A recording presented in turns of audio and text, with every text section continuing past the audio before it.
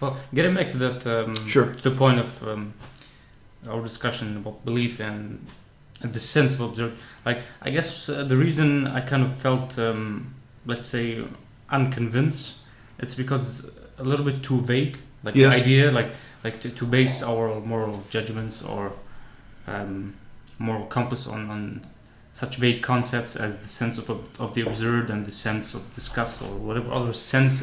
Like it feels more like as if you feel moral judgments, not perceive them or Right. reason to them. Like, I don't know. It kind of worries me on a basic level. I don't know why exactly, but I think it should be a lot more clearer if you want to formulate it. I think that morality is worrying. I mean, I think if you're being honest with yourself about morality and moral judgments, I think you should be worried. So we already said I was a teenager asking myself if I should murder someone because I knew for a fact this man was a pedophile and a rapist. And I knew he'd gotten away with it, and I knew he'd continue to get away with it because he was a judge. He was part of the system, and the whole system protected him. And I had to reason through cognitively what is the right thing for me to do or for me to not do.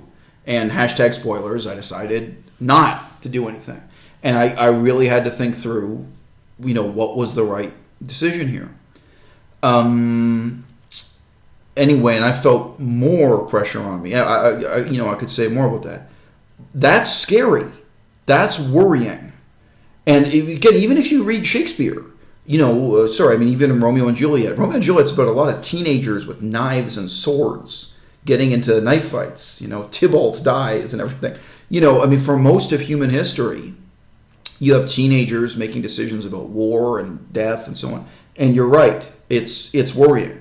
I think the more honest and accurate your moral philosophy is, the more worrying it's going to be, and the greater the dynamism of doubt is going to be. That we live with doubt and uncertainty and passion and feeling involved. Now, are there philosophers who claim to have constructed a reassuring rational rational edifice of universal, reliable answers to these questions? Yes. For example, utilitarianism. And I think utilitarianism is a great example of why all of that approach is deeply flawed, misleading, dangerous, and wrong. And utilitarianism has I think, no influence in legislation or world politics. Right? This is one side of it. But one of the current schools of utilitarianism, they come to the conclusion that the way you ought to live your life is to become a high-powered executive, banker, or stockbroker. That you should try to earn as much money as possible and then donate as much money as possible to charity. They call it earn to give. This is their new model of the moral ideal. This is absurd to me in many ways. But they come to this through a cold, clinical, formulaic style of reasoning. They think they're trading in moral certainties. But all those systems of moral certainty are a joke to me, right? I mean, okay, so look, if you just think about a society that's a little bit detached from you, okay, so Saudi Arabia, despicable social system, despicable government, despicable culture and religion, if we're being all the way honest.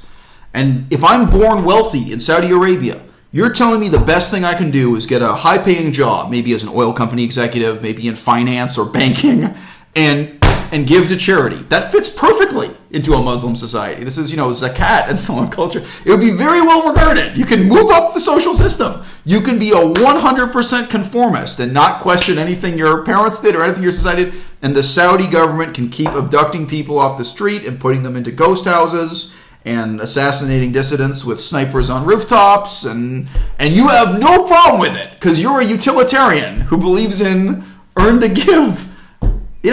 So that's Saudi Arabia today. Okay, how about the United States when slavery still existed? Does utilitarian No, it makes no sense.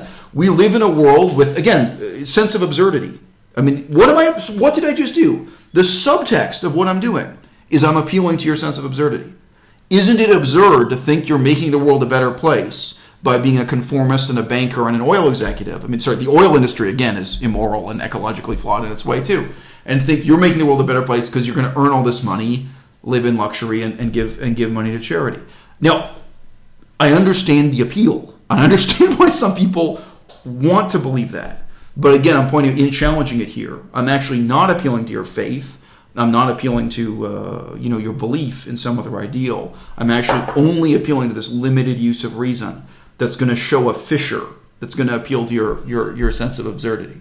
And again, Corey, it'd be even more absurd if we use Nazi Germany or something. So if you're alive in Nazi Germany, are you just going to earn as much money, conform with the social and political system, and give money to charity? What are you going to say when the Holocaust is over? Well, I gave 40% of my income to charity. Maybe I gave 60% of my income to charity. So yeah, and look, my set of ethical principles I know is not universal, but I don't feel that it's only people born in Nazi Germany or born in Saudi Arabia who have the weight of history on their shoulders, the weight of for me as a Canadian, the weight of genocide on their shoulders, the moral guilt of being part of an immoral society, of if you conform, being a conformist in an evil society. I feel that way about Canada too. It's true, in Canada it may be more subtle than being in Nazi Germany or being in Saudi Arabia, but yeah, I do feel that way. So, universal, rational, ethical principles are reassuring, and they're all the more dangerous for that reason. I would rather live with that doubt, and I even, preach to others. Sure, get upset, find it. Sorry, you didn't say you found it upsetting. I'm sorry, you found it. I forget which word you used, but you found maybe it worrying. Yeah, worrying. Right. It's also upsetting. Right. But be worrying. Be worried. I think that's quite appropriate. Yeah. Like, I think you have to assume that human nature is fundamentally good, or there's some goodness there that you are depending on. Yeah. Okay. Great. If you really want to adopt this, and preach this philosophy. So it's a great point. I think the exact opposite is true. I think that if you're Catholic or communist or utilitarian, if you believe in an absolute ethical system, you therefore need to believe that everyone is good, or most people are good. I can flip it around for you. What percentage of people are cocaine addicts or heroin addicts in a city like Vancouver or in Toronto?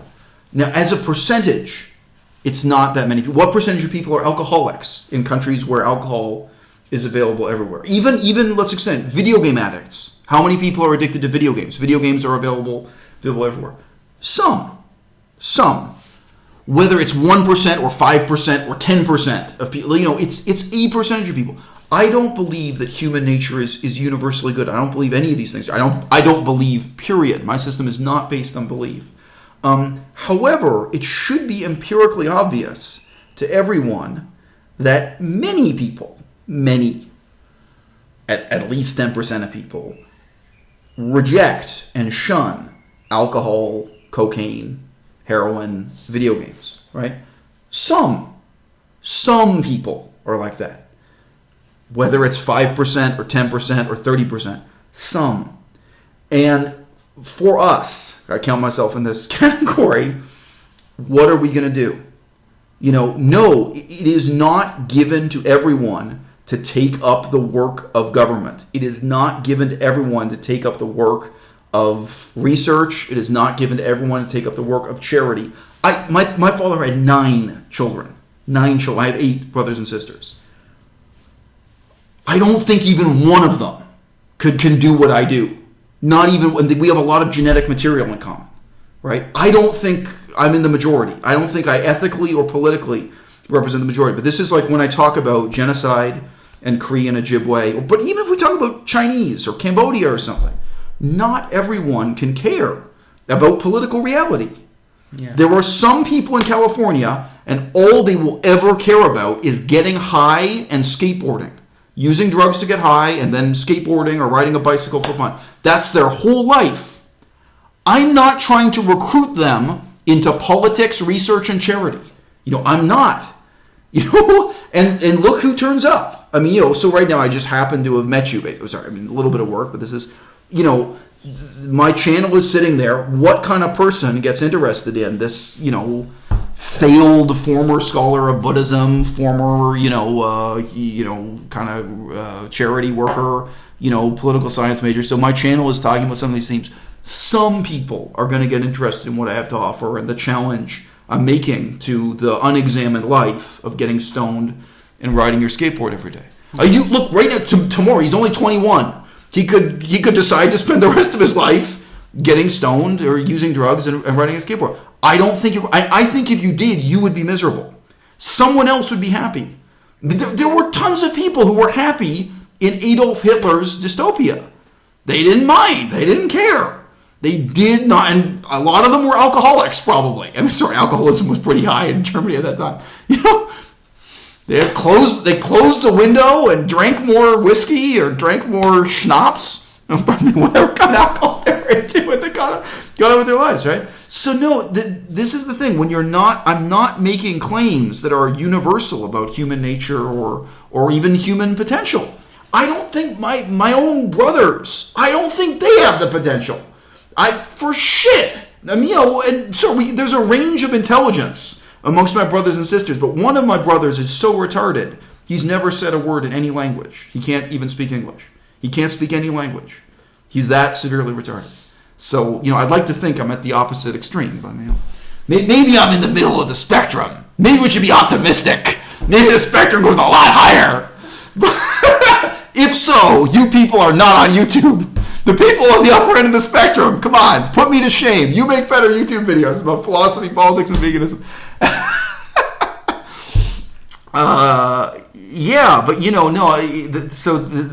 There's nothing universal about it. But for those who have that potential, I've got to reach out to them and ask, can we do more? And a lot of the time, so especially when I talk to older people, let's say you're talking to a professor of political science. Someone who thinks they've devoted their life to doing something morally good, through politics. And you say to them, why do you wear leather shoes? Why do you wear the chopped up pieces of a dead animal? Then they've never thought about it. Well, you talk about ecology or you talk about these things. So there are ways. The people who already are in some sense committed to trying to make a positive difference in the world, again, whether that's through politics or research or charity, or art. Very rarely in my life, but maybe you talk to someone who's committed to the arts and making a positive change. I think that's, these are people who can be mobilized. Yeah, sure. So summing up your view, as I understood it, you basically say that the people who bring forth moral change in society are like a very small minority of elites, kind of an elitism. Okay. What you said implicates some kind of elitism, yeah? And those are the only people who matter. And you formulate your kind of arguments and philosophy based on how you can best address this class of people and convince them. So it's a good challenge in my view, but I do disagree with this characterization. So when I say people are a minority, that doesn't make them elite. It just means there aren't that many of them. So you could have these characteristics and be born poor.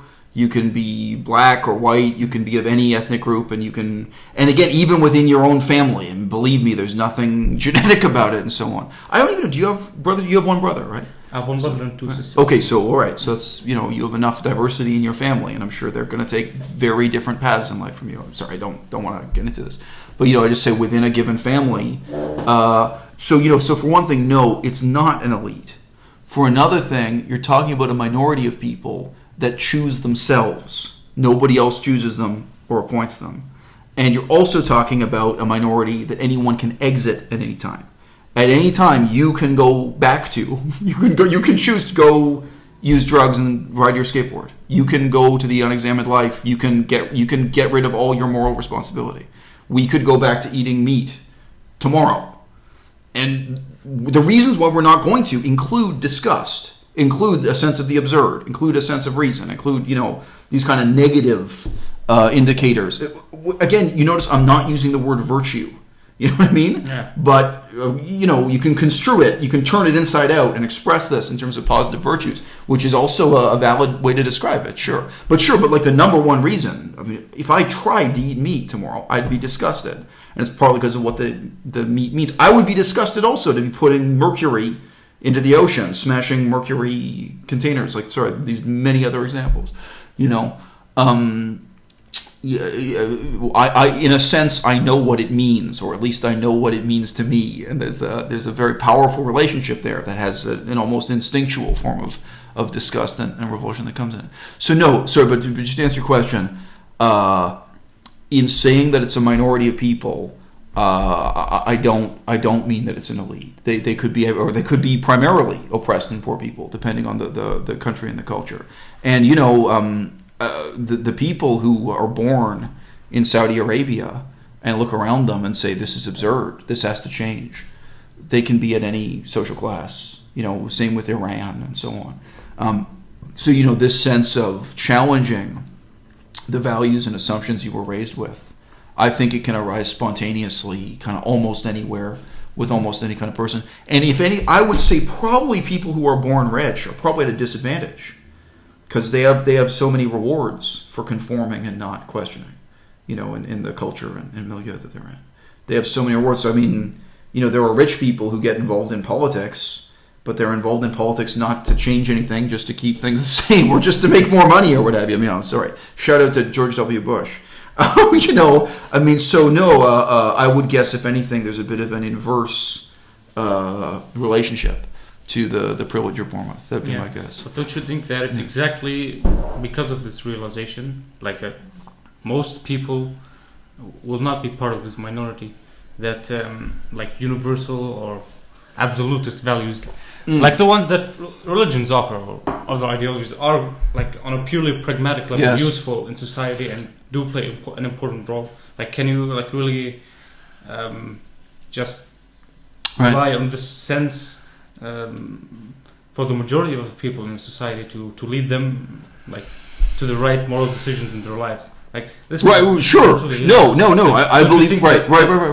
No, it's a totally good question. But I'm not a libertarian. I don't believe in. So your phrasing was good there. He asked, "Do you believe you can leave people to make these moral decisions in their lives?" And my answer to that is no. So a great example: circumcision or genital mutilation. People paying for a surgeon to use a knife and mutilate the penis of a boy or the vagina of a girl. This is very common in Muslim countries. It's also common in Judaism and in some forms of Christianity. This is a worldwide faith-based phenomenon. If you have the attitude to just leave people to make their own decisions to this, no, I don't believe in that at all. I think that some minority of people, just the same with cigarette smoking, if you just leave people to smoke cigarettes, more than 10% of people are going to keep smoking cigarettes. I don't know. It's going to vary. Maybe in some countries it's 50%, in some countries, but millions of people are going to keep smoking. So no, how do you get rid of smoking? Public education, but sure, to some extent, government enforcement and regulation and posters, and I think there are all kinds of ways you can guide society to quit smoking. I would prefer not to have the army enforcing this. I'd prefer to do it in nonviolent ways. But sure, ultimately there is a kind of coercion involved. And when I was a kid in Canada, there were actually questions about how would the school treat students who smoked cigarettes? Because could they actually be punished, or was this in effect like a civil right where the students were allowed to smoke cigarettes in certain? So there are difficult decisions to make. But no, so with circumcision, I would completely support. In effect, the minority of the population who are not an elite, they're going to be spread all over the place, wherever they are, who wake up and realize this is barbaric and this is harmful. You're harming infants. You're doing damage to people biologically.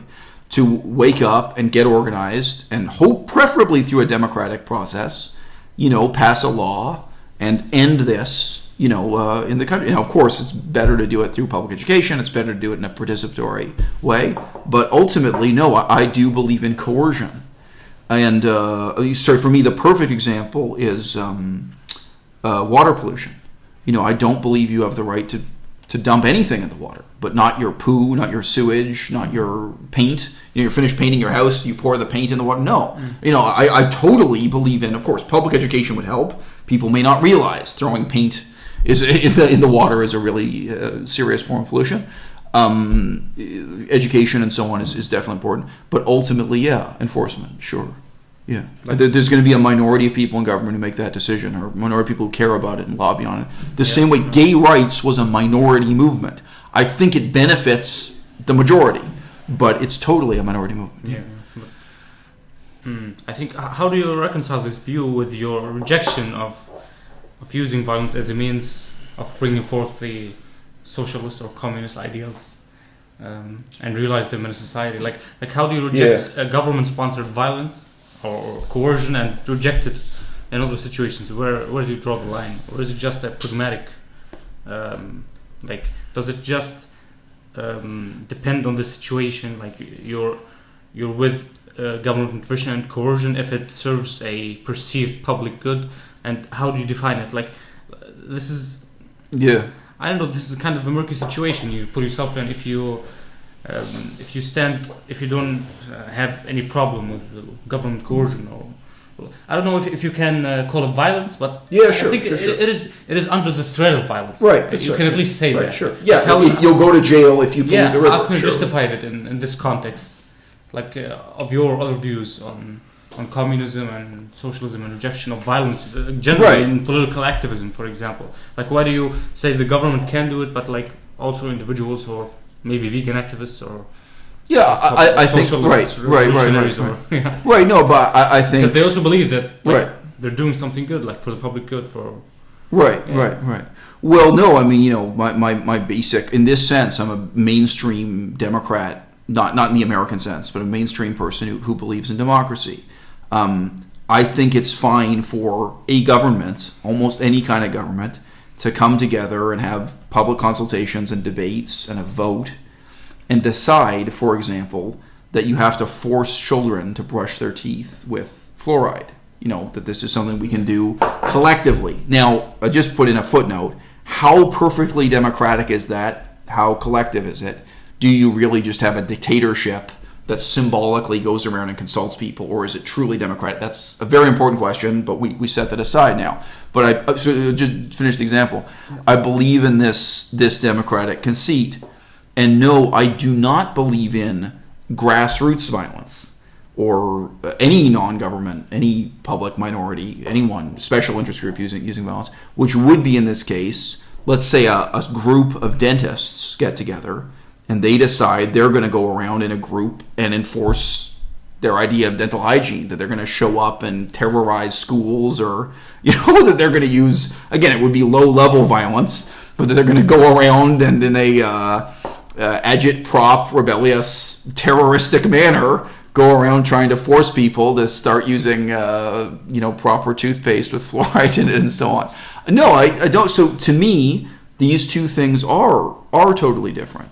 But I think what you're really asking is, do I believe that the state use of force, that government use of force, well, you could put it two ways. One, is it always democratic? No. Of course, sometimes it's democratic, sometimes it's not.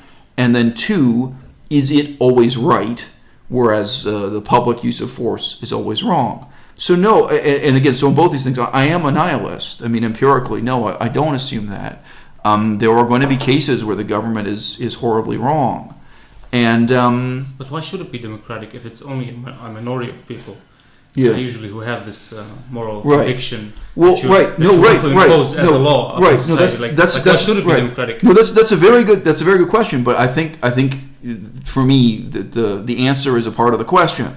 The obligation on that enlightened minority is precisely to convince the majority, or to convince, the plurality of whoever is involved in the political process. So, I mean, in Canada, I mentioned this example recently, but back in the 1980s, so I was already alive in the 1980s, there really was a public discourse about whether or not it was acceptable for a homosexual man to be employed as a school teacher. Because at that time, there was prejudice and apprehension and fear. Basically, the fear was that any gay man who was a school teacher would be trying to have sex with students, or would be engaged in something like pedophilia or pederasty, something along those lines. And that was a very, very difficult debate to have, where people had to stand up and say, no, being a homosexual is different from being a pederast or a pedophile. It is different from, not having the lack of professionalism to have sex at the office or whatever your job is, these issues, they really had to be talked through. So the process of, if you like, Socratic dialogue, of building your case, of reasoning through and debating those policies, that is massively important. And you generally will not get that in a military dictatorship or a monarchist regime.